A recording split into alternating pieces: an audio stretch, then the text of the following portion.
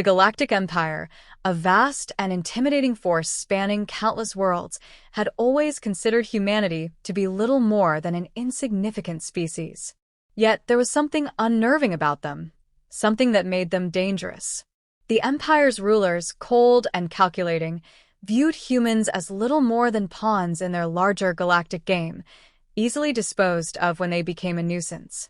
But one day, the Empire made a decision that would spark the fire of rebellion, a decision that would lead to their eventual downfall. It all began with the execution of a young human girl, not yet 20, named Alara. She wasn't a military leader or a politician, but she had become a symbol of defiance.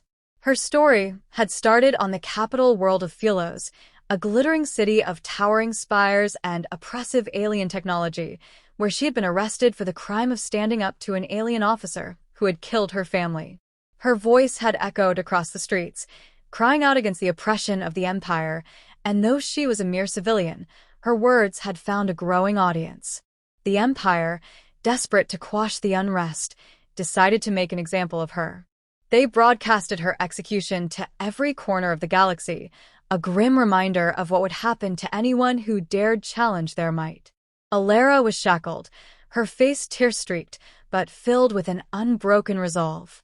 The execution was scheduled to take place on live television, a spectacle of fear meant to keep the galaxy in line. The moment was meant to be a quiet one. Her death would be swift, her suffering brief, and her memory erased. But the universe had other plans. Alara's execution began with the harshest of rituals, her cries ringing out as the alien executioner stepped forward. But then something extraordinary happened, something that no one, not even the leaders of the Galactic Empire, could have predicted. As the countdown to her death ticked down, Alara began speaking, her voice broadcasted across every screen in the galaxy. She spoke not of fear, but of defiance. She spoke of the human spirit, of the untapped potential in every individual, and how humanity had only begun to awaken.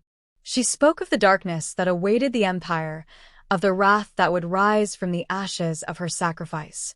And most chilling of all, she spoke of the unstoppable force of human will.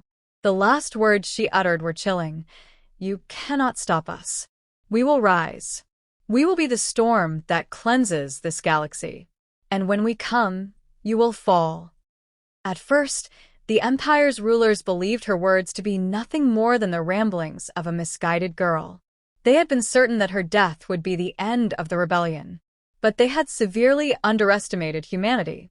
As Alara's body fell lifeless to the ground, something extraordinary began to happen.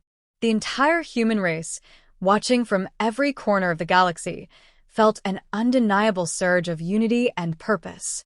It was as though her words had ignited a fire within them.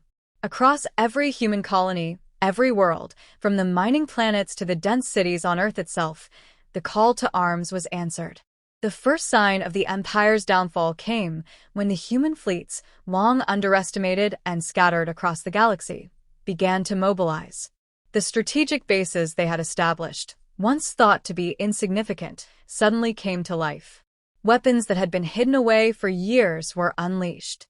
The Imperial Navy, caught off guard, struggled to react as human ships, led by generals and soldiers who had long bided their time, emerged from the shadows of the galaxy.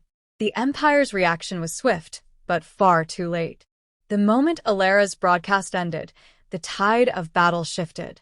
The Empire had focused so much of its attention on controlling the individual species under its rule that it had never truly understood the power of unity. In less than an hour, the first human fleets had struck their imperial strongholds, shattering the illusion of invincibility. What followed in the next 27 minutes was nothing short of apocalyptic for the Empire. In the capital city of Philos, the once imposing spires began to shake as human ships, cunning and unpredictable, launched a devastating strike.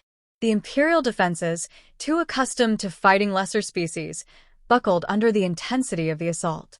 The Empire's flagship, an enormous vessel that had once struck terror into the hearts of the galaxy, was torn apart by human warships.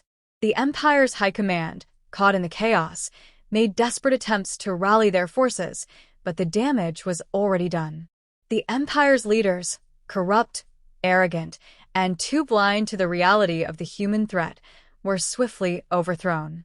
Their communications were cut off, and their command centers destroyed. And then, just as the final Imperial fleet fell, the message echoed across the galaxy. Humanity has arrived. And you will never forget the cost of underestimating us. In a mere 27 minutes, the once mighty Galactic Empire was broken.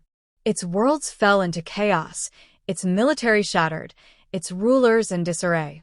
The humans, who had been seen as little more than a nuisance, had taken down the greatest empire the galaxy had ever known, and they did it in the span of half an hour.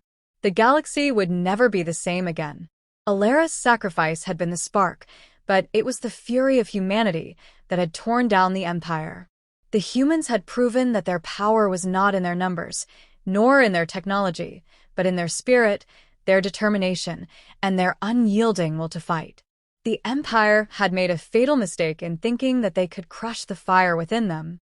And in the wake of the Empire's fall, humanity began to rise, not as a single species, but as a force that would shape the future of the galaxy for centuries to come.